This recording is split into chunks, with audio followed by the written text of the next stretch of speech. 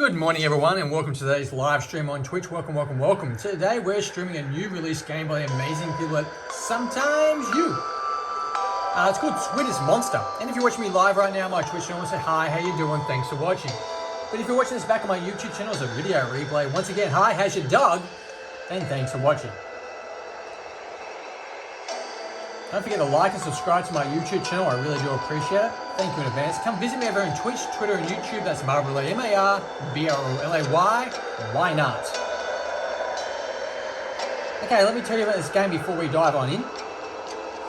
Okay, a middle-aged man has encountered with a... Sorry, let's start again. A middle-aged man has an encounter with a cute cat girl in the dead of the night.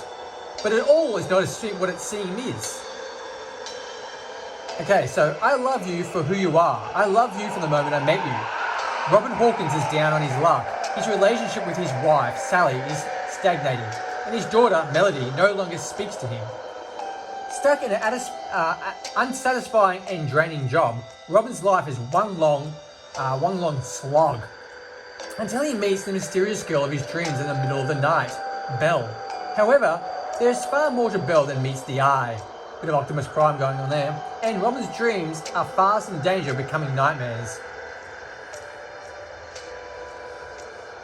Okay, so we're up to, guys. Sorry.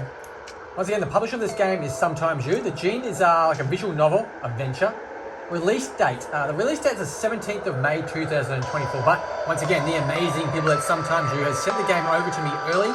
To stream for my fabulous viewers out there. So if you're watching me live right now, or if you're watching this back on my YouTube channel, you are a viewer, you are watching me, you are fabulous. Thank you in advance. Supported language are Japanese, English, Spanish, French, German, and Russian. It contains sex scenes apparently, and some coarse language. Developer of the game is ebi-hime. Done a few of their games, they're always great games. This is available for PlayStation and Switch. Let's get into it. Check out the options. As you can see, English, Dutch, French, Spain, and what was that one I said? These ones down here. I don't know what these are. Let's do a new game. Oh, sorry. Okay, so there we go, new game.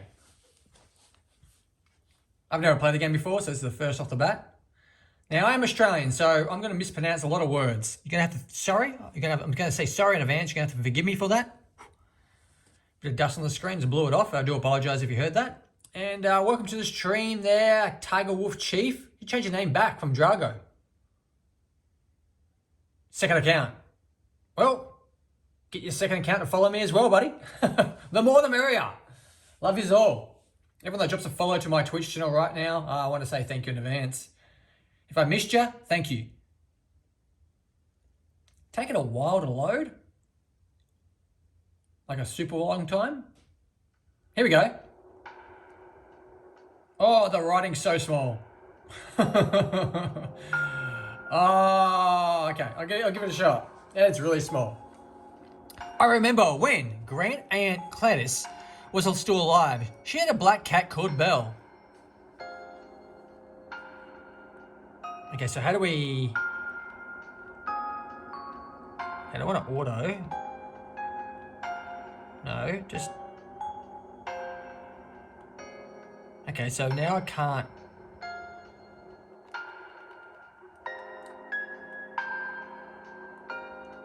Okay, so it's Y. I've got to press Y, do I? For the next button. Normally it's press A. Okay, let's go in. Now that's... Now that isn't strictly true. Grant Aunt Clarice didn't just own one cat over her long life, she had several. Now, normally when I play these games, you just press the A button and you skip forward. It's the Y button now. It threw me a bit. Sorry guys, I had some chocolate before I started streaming and it stuck between my teeth. It was like a rice bubble chocolate. I can't remember what it was called, but it was good. Remember rice bubbles? You know, snap, crackle, and pop? That mixed with chocolate. Oh, it was good. Maybe it's because she never had any children. I don't know. I'm not a psychologist, and diagnosing someone after their death seems rather callous to me. Grant and Clarice, can't pronounce that word, always loved cats. After the death of her grand uncle After the death of Grant. Great.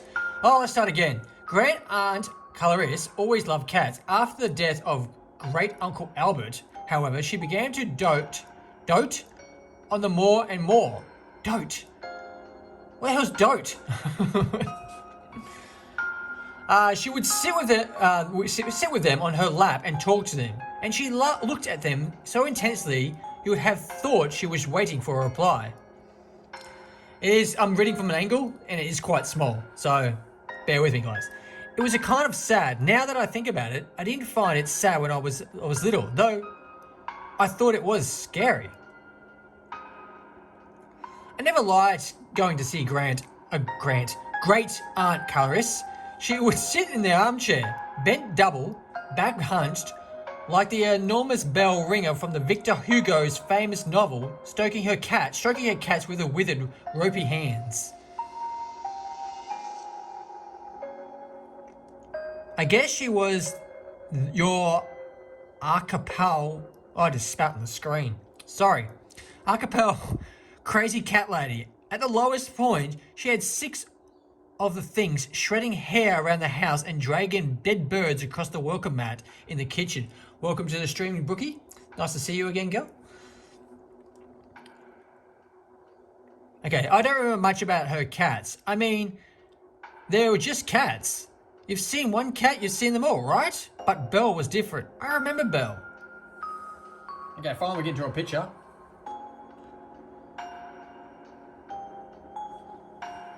It's actually even harder to read now. Belle was a black cat, proud and sturdy, her eyes greener than anything I've ever seen before.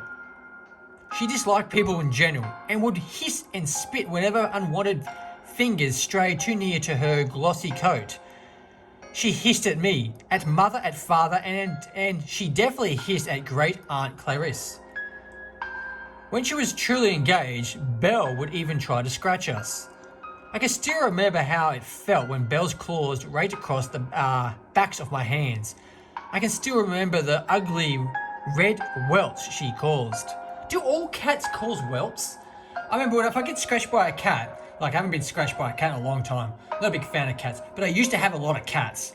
We used to live on a farm and they mated. And when we came back from holidays, we had like 24 cats. This is not a joke. We had to give them all away. Anyway, if I get scratched by a cat, it'll leave a scratch mark, of course, but then it would like swell up. Is that normal, or does that mean you're allergic to cats or got some sort of allergic reaction to cats? Or does it happen to everyone? Because I don't know. I've never asked anyone that question. I'm not a big fan of cats. I'm not a big fan of dogs at the moment either, because I've just got a dog and he's driving me insane. She drew blood on more than one occasion. Mother and father were upset, but Great Aunt Clarice simply tutted and said, well, what can you do? My parents, as may as expected, were not very happy about this Liris-Fari response. As a result, they stopped visiting her for several weeks. They couldn't hold out for long, though. My mother probably felt guilty for storming out of her house like that, even though the welfare of her only son was at stake. But not really. I mean, I'm still alive and kicking, which is more than I can say for Great Aunt Clarice. I'm going good with the word great today, aren't I? Hey, Synthetic, welcome to the stream. Thank you for saying hi. Yep, appreciate the lurk, my friend. Belle's violent assaults didn't leave any lasting scars. Not physically. Mentally, I'm also doing fine, though I did become a primary school teacher, so I might think otherwise.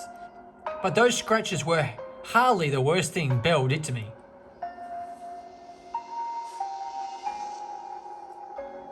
I remember I was playing with a model aeroplane. I wasn't anything special, certainly not electronic. All I could do was throw it like a glorified frisbee, but I enjoyed it all the same. I was running through the Great Aunt Clarice's overgrown jungle of a back garden. All cut grass that reached past the ankles, and old dead apples trees that hadn't given any apples in years and years when I noticed it. Great Aunt Clarice's garden is rather big. Was big, I would say, because the garden doesn't belong to her anymore. It had apple trees, like I said, but it was also had a vegetable garden. a disused pen where great uncle Albert used to keep chickens, and a lake, a rather large lake lined with willow trees, like something from a picture book. Like the lake in the beginning of Alice in Wonderland. Maybe I was channeling Alice myself that day, though I didn't trundle into Wonderland searching for white rabbits. Instead, I quite foolishly, looking back on it, fell headfirst into a lake. Fell headfirst into the lake whilst trying to save the life of a black cat. I heard a yow and a loud splash, and I turned, my plane forgotten. I landed on the ground and bounced a couple of times, but I hardly noticed. I was too busy staring at the lake. Staring at the cat. The old saying states cats have 9 lives, but I wasn't naive enough to believe that. Even at the age of 6, I'd already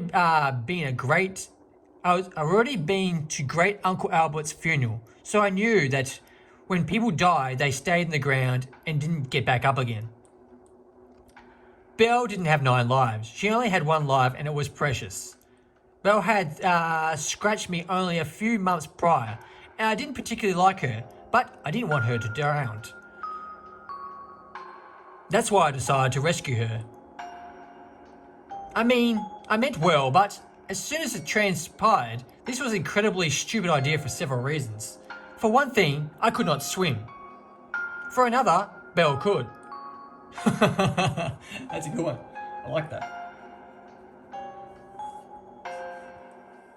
I can't really remember what happened after that. This is where my memory goes foggy. All I have to do is rely on this hazy from my parents and reports from the doctors. They told me I was almost drowned. I didn't see a light at the end of the tunnel or anything, or if I did, I don't remember it.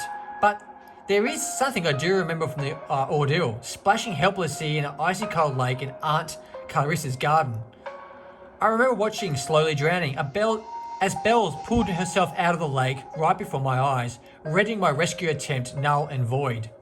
Now, I'm just guessing, but I imagine the last thought I had right before I swallowed a mouthful of felt water and lost consciousness was, "You really are an idiot."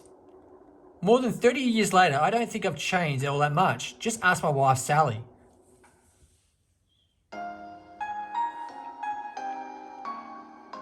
Okay, so May 11th, Tuesday.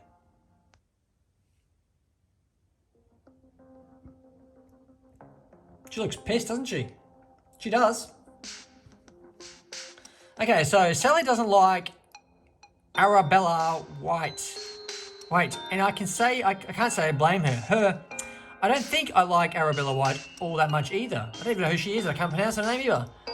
That being the case, it's strange Sally seems to be labouring under the internally misguided apprehensions that I might have having an affair with her. Okay, well, a bit of kinky business going on. Why are you always so kind to that awful woman, Robin? I can't stand her. She foxy looking?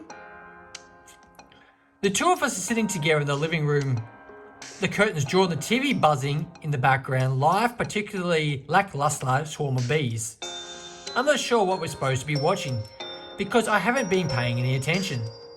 I think it's some sort of crime drama. That would explain the stiff, lifeless corpse of a teenage girl sprawled across the TV screen, her hair wringing wet. Crime dramas have a strange fixation with dead girls, particularly drowned dead girls. Maybe they think it's edgy. Maybe they think it's sexy. The pre-Raphaelites, I don't know that word, sure seem to think so, given their unhealthy obsession with the poor Ophelia. I can't really comment on the sexiness or otherwise of this dead girl. She reminds me too much of Melly. Who the hell's Melly? Is he his daughter? Well, she's dead then. I know you can't stand her, Sal, but her money is worth just as much as anyone else's. Every little counts and all that. Don't resonate advertising jingles at me, Robin. Even if they are catchy. Even so, I don't think Sally's watching the TV either. She's glaring at the wall, squeezing the cushion so tightly it should scream if it could. Why did she have to come and pick up Anita from so up early? She knows her piano lessons don't finish until 6:30. Maybe she's lonely. So she decided to invade our home and invite herself in for coffee. I haven't had a coffee today. I need one, I think. Well, I guess I was the one who invited her in for the coffee, but I didn't really have a choice. You could have told her to leave. I could have, Sal. Not when she didn't come all this way. I have felt bad. So you feel bad about inconveniencing Arabelle, sobbing white, but you don't have any sympathy for me. I had to listen to her banging on about her divorce for half an hour. I felt like I was going mad. Ouch, I'm sorry about that, Sally Pally. I tried to give Sally a sympathetic look, guys. It took me 4 times, but I'm not sure how much of an effect it's having. Sally isn't even looking at me. She's too busy seething. If you really were sorry, you would have dumped her on me like that. I'm a translator, not a professional entertainer. I know, I'm sorry about that, Sal. I really am. I didn't know what to do. I could hardly cut Anita's piano lesson short because her mother turned up too early. I bet she did that on purpose. It's because you're always so nice to her, Robin. You're too soft. I don't like the way Sally says nice. It sounds, I don't know, like she's trying to frame me for a crime I haven't committed. Okay, extra small writing now. Decent storyline. I kind of like his storyline. We haven't seen much in the pictures. We haven't really got further into the game yet, but I'm intrigued with the story. Even though it's hard to read. It is true that Arabella White is fairly attractive as far as a single mother goes, but she is also arguably Arabella White. Whatever that means. I don't even know if I'm pronouncing this lady's name right, but this is what we're doing. Arabella White's daughter, Enid, is a student at the school I work at. She has been having piano lessons with me for 2 years. My relationship with the charming Madam White, however, is strictly one of the business. I hardly ever talk to her. Well, Arabella White tries to talk to me. I go along with it because I'm not even doing that now. Do I have auto on? I think I've got auto on. Sorry. Well, Arabella White tries to talk to me. No. Now it's doing something crap, guys. How do we go back? No. Yeah, back. There we go. I didn't even get to read it. Just automatically started going auto. Okay, so when Arabella tries to talk to me, I go along with it because the more polite than ignoring her. As Sally would prefer, I don't try to encourage conversations. Why would I? If I'm being brutally honest, I think Arabella White is something of a snob, and she's boring with it. She's boring with it. Yeah? I don't know why she gave her daughter such a fancy French name. Arabella White doesn't have a single French bone in her body. Though Arabella White's getting a divorce, she's been in the process of getting divorced for more than 7 months now. I feel sorry for Anita than for her. I think Anita's the kind of a 9-year-old girl who has been forced to grow up far, far too quickly. She's less of a daughter to her mother than to a constant, like a counsellor. No wonder she's always so quiet during her piano lessons.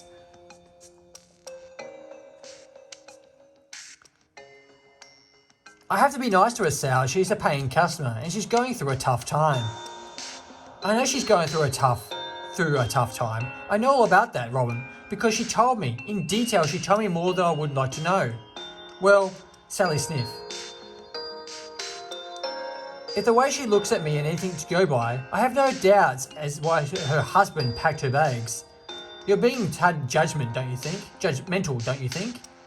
I'm not being judgmental. I'm just saying it like that. She's always been far too friendly with you. I want to see what she looks like now. I'm keen.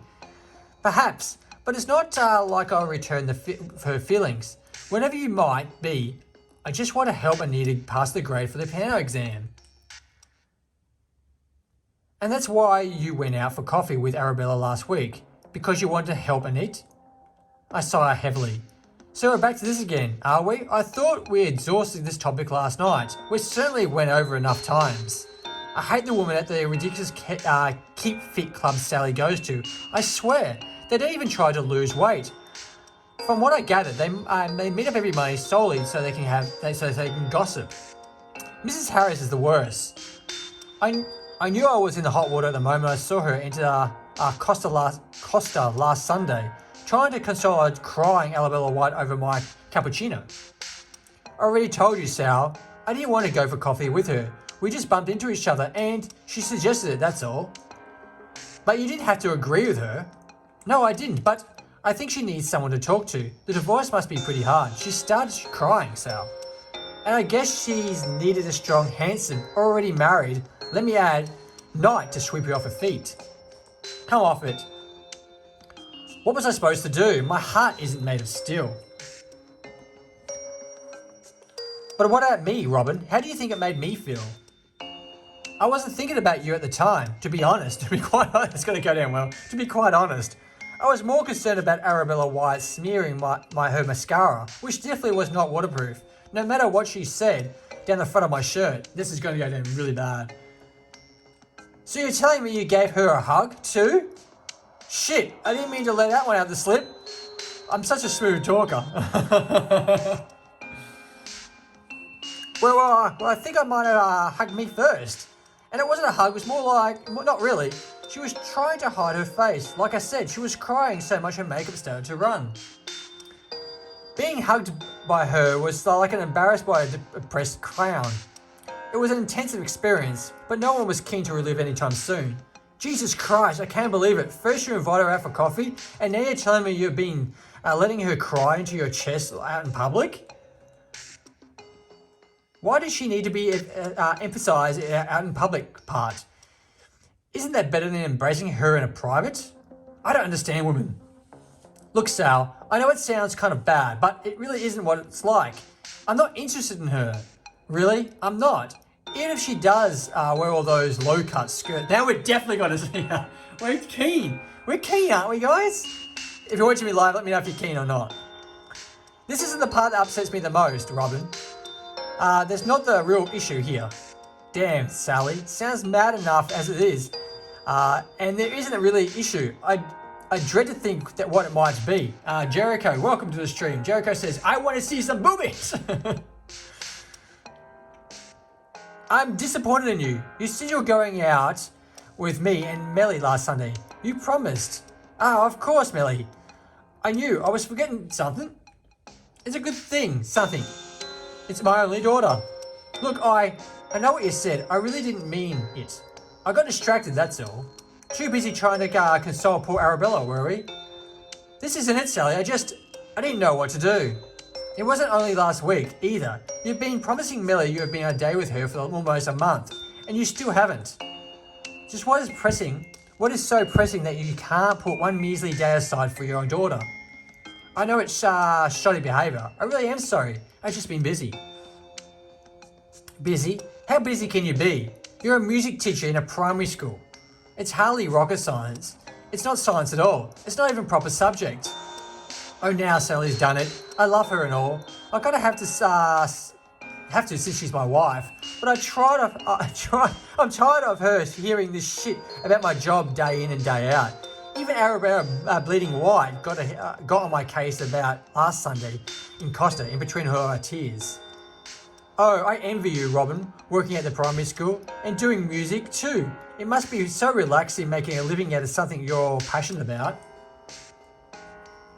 Tolling around the tolling around the office all these years and really started to grind me down. I guess you wouldn't know anything about it, would you?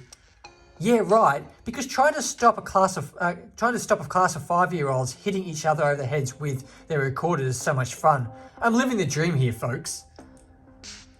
For your information, Sally, music is a proper subject and my job is a proper job. It's more proper than yours. At least I actually live in the house. Oh, this is going to go down really well, guys. Okay, she's not even talking anymore. She's just a picture now. Is it got a loading screen? Because I don't know what's going on. Okay, she's back. Sally stares at me, and her face a pale death mask. What was that, Robin? What did you just say? I know I'm going too far, but I can't back down now. It's already too late. In for a penny, in for a pound. I said my job was a proper job than yours. Unlike you, I can't sit on my backside all day with the TV on in the background. How dare you say that to me? Just because I work from home, it doesn't mean my job is any less real than yours. Besides, music is nothing more than a hobby. It's not important, not in a grand scheme of things. Music is necessary no matter what you say. Being able to play an instrument is an important life skill. And that's what you stop trying to teach Melly, is it? Because it's such an important life skill? This is going into a massive argument. I stopped for Melly's sake. She hated it. I don't think the piano is for her, and I have other students to teach. So you teach them, but not Melly. Not our daughter. I wonder why. I'm sure money has nothing to do with it. Nothing at all. Sally, don't you Sally me. You're in the wrong, and you know it. That's why you're gone quiet. It's because you know you've done something you should have felt guilty about. Sally looks at me with undisguised disgust. She might as well be examining a cockroach. I feel just as welcome. I'm going to sleep. Don't even think about coming into the bedroom tonight. I don't want to see your face. My bedroom? What's with the possessive? I'd pay for half the house. Nice selective memory there, Sal. With that, Sally stormed up the stairs, her messy bun bouncing. Oh, that was intense, wasn't it? I watched as she ascends, slamming one foot after the other with a force that's more force than necessary. I can't see her face, but her posture makes her feelings more than evident. Don't follow me. If you do, you're dead. I sigh, rubbing the back of my neck with one hand. Don't worry about that, Sal. I wasn't planning on it. I might have just drowned when I was a kid, but I'm not suicidal. As intense that was, wasn't it? That was really intense. I liked it. I really did. There's a river short away from the house. Oh, sorry, not my house, mine and Sally's. It would be a little hypocritical of me to call it Sally out for laying single-handed claim to our bedroom, and then do the same thing about the home, wouldn't it? Let me try that again. There's a river short away from the house, maybe 10 or 15 minutes. The river isn't pretty, but any stretch of imagination, hardly something to wax poetic over. Even the greatest romantics would struggle to say something nice about it. The river is dark brown, choked with mud and dirt, and people use it to kind of communal dustbin, ignoring the real bins that exist for very purpose. It's usually filled with broken beer bottles, carried bags, and carried bags from nearby supermarket, fast food containers. It's not a pleasant sight.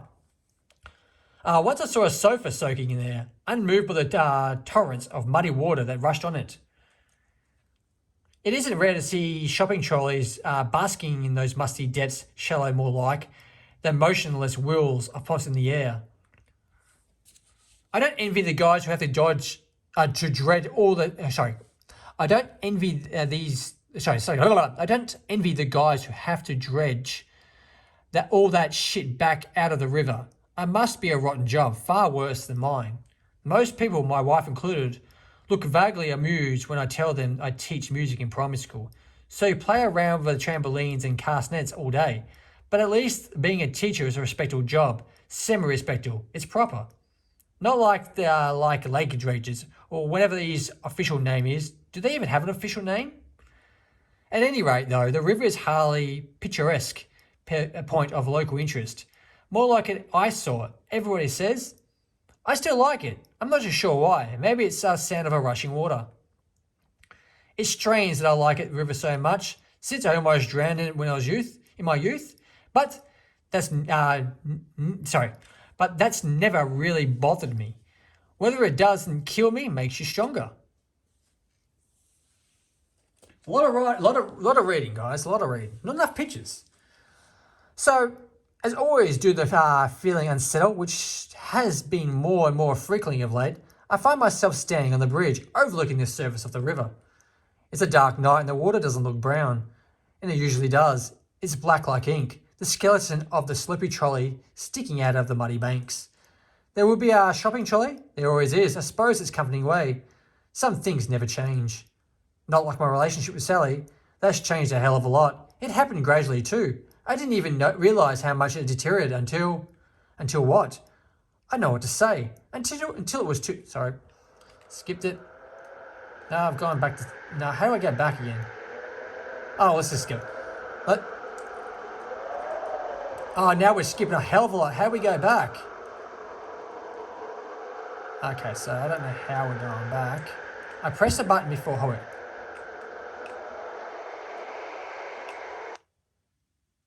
Okay, there we go.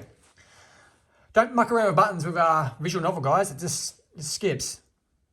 I don't want to say it until it's too late because it sounds horrible. We're doing... But... Okay. There we go. I sigh, resting my hands against the wrought iron railings. The iron is cold, chilled by the biting wind and my fingers spawn. If I stay there too long, I'm going to catch a cold. I know that, but I can't bring myself to move. I continue to stand there, frozen, staring into the river. The water passed when it's a shopping trolley, swinging around in circles. Did I just feel a slight mosquito on my head? Now it's raining, more writing.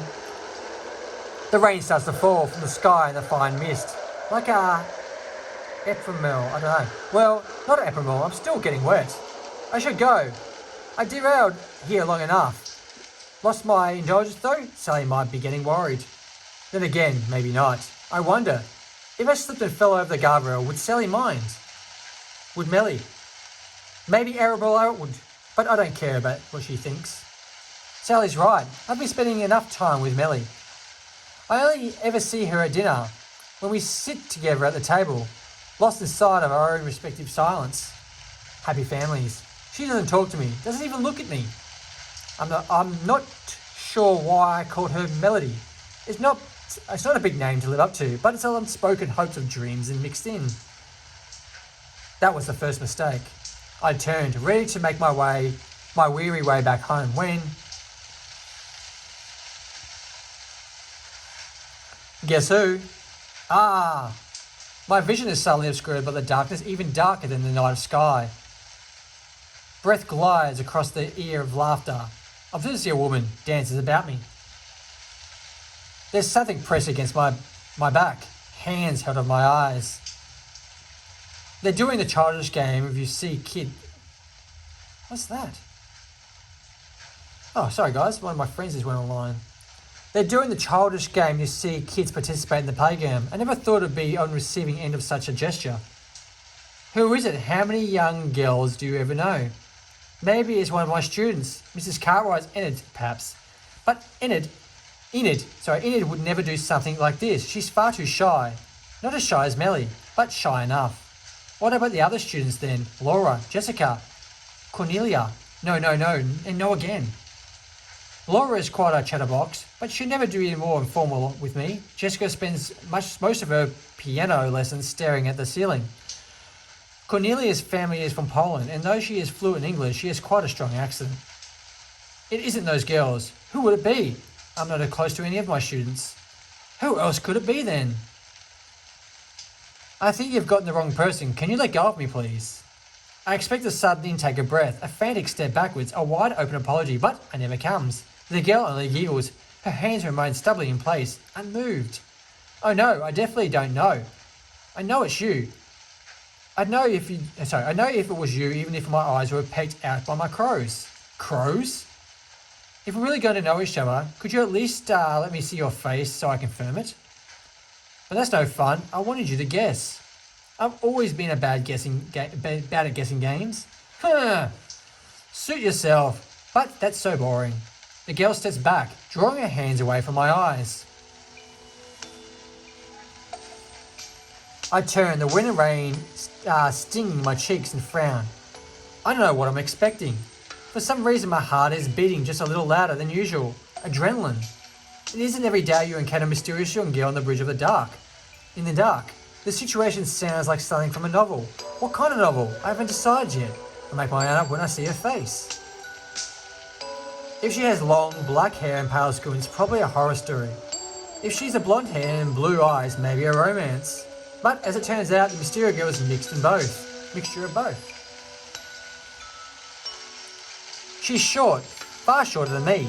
Well, I knew that already, since I could feel her breath against my base of my neck when she held my hands against my eyes. But I still don't know who she is. At least, I don't think I do. There's something vaguely familiar about her face, the shape of her nose and the arc of her eyebrows. This points to a nublis difficult in painting down any kind of clarity. Her hair is dark, cut into a neat bob. Her eyes are bright green and small. Mysterious smile plays across her face like a cat that has just got caught a mouse. Would that make me a mouse? For some incredible reason, I feel a chill go down my spine. And not because I'm of the cold. There's something odd about this girl, but I can't quite put my finger on it. Something uncanny and familiar, but disorientingly alien. But I don't know her. I'm not sure I don't know her. If I met someone with bright green eyes like that, flickering like halogen lamps, I think I'd remember. Normal people don't have eyes like that. I'm sorry, but I don't think we've met before. This must be some kind of mistake. And I already said that it isn't. I know you're already. And I know you're anywhere, Robin Hawkins. So you know my name. How does she know my name? But she doesn't answer my question. She can't. I've forgotten to say it out loud.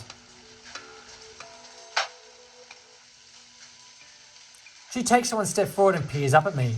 Her eyes are large, all-encompassing like twin gas planets.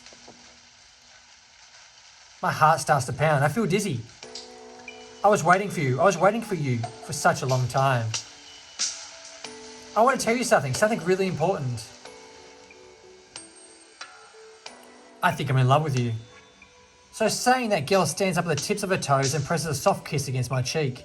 Her movements are so gentle and tender, I almost kid myself into believing we're estranged lovers, reunited at the bridge for the first time in 15 years. But then I can't be. I don't know who how old this girl is, but there's a good chance she might not even be 15 yet. As for myself, I'm married to Sally for longer than that. Then the thought of Sally is enough to pull me back to my senses. My affective that slapped across my face. I'm sorry, but I take hold of the girl's shoulders, frighteningly bony, and push her away. She doesn't look surprised by my woman handling, teenage handling. Help me out here. Instead, she stares up at me, eyes unblinking. To be honest, it's kind of unnerving.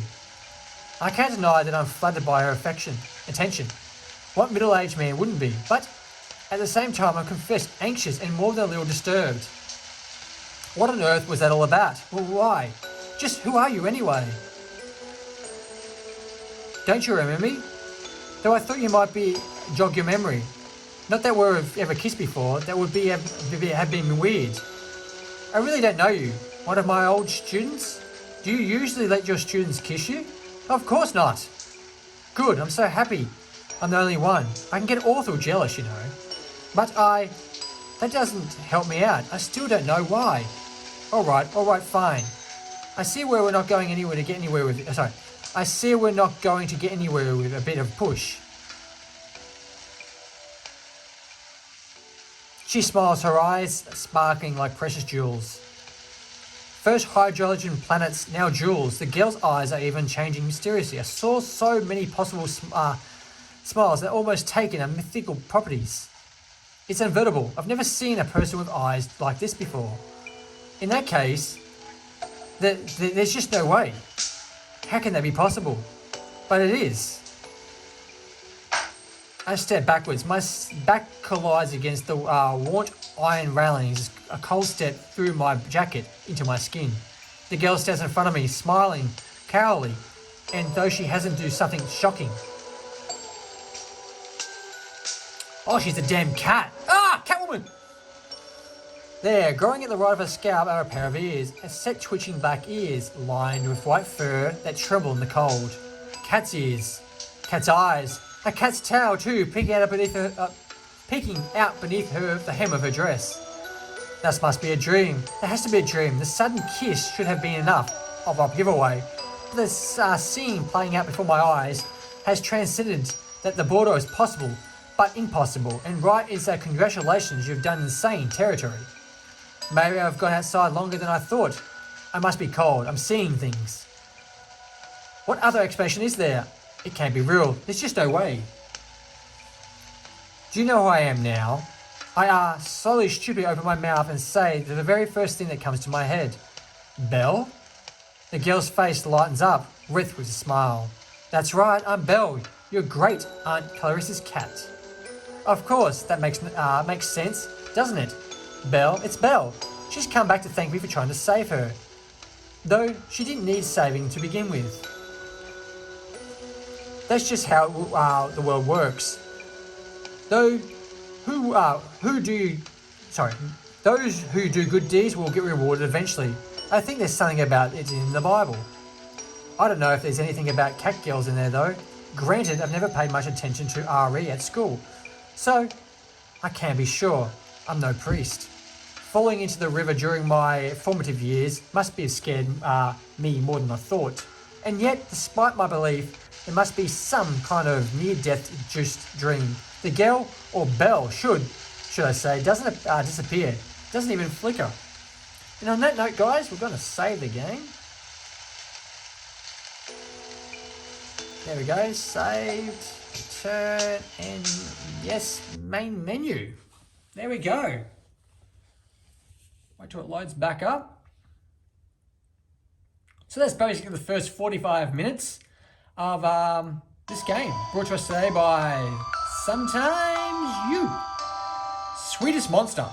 Available for the PlayStation and Switch. And Xbox 2 I believe too, guys. Gets released on the 17th of May 2024, so approximately 2 weeks from today. About 10 days actually. 10 days. Almost 2 weeks. It's a good one. Good visual novel. Go get it. Quite enjoyed it. Out of 10. It's hard to read. Not heaps of pictures, but I was really intrigued from the storyline. So I'm going to give this one a 7 out of 10. I quite enjoyed it, guys. Don't forget, 17th of May 2024. Once again, big shout out to Sometimes You for sending me this game to stream for my fabulous viewers out there. That's you. If you're watching me live or watching this back on my YouTube channel, you're fabulous. Don't forget to like and subscribe. I really do appreciate it. I'd like to thank everyone for calling past the live stream today. Thank you, thank you, thank you. Make sure you take care of yourselves and ones you love. Don't forget to feed your pets. Remember, the name's Marbrolay. Say hi to your dog for me. Thank you for watching. Bye for now.